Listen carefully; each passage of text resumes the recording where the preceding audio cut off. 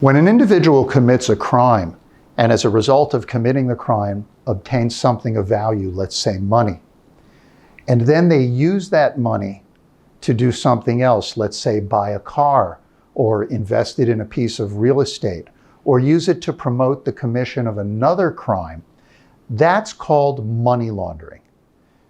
Essentially, money laundering is concealing or disguising the true nature of the money and where it came from so as to avoid being caught. How does someone commit money laundering? Well, a very simple way of committing money laundering is to convert money into something else.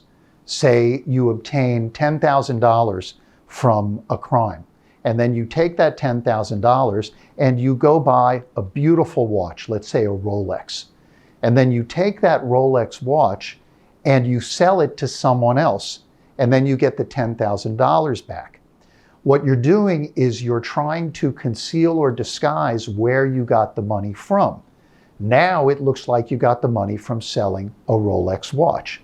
That's a very, very simple form of money laundering. Now, money laundering can get very, very complicated and sophisticated. In fact, money laundering can involve layers and layers of financial transactions, wire transfers to bank, transactions in the stock market, any number of ways that you can conceal or disguise where the money came from.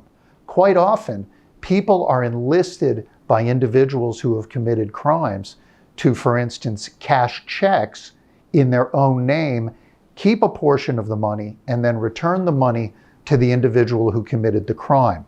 That's just another simple way of committing money laundering. Primarily, we see money laundering prosecuted in the federal courts attendant to another crime, typically a fraud.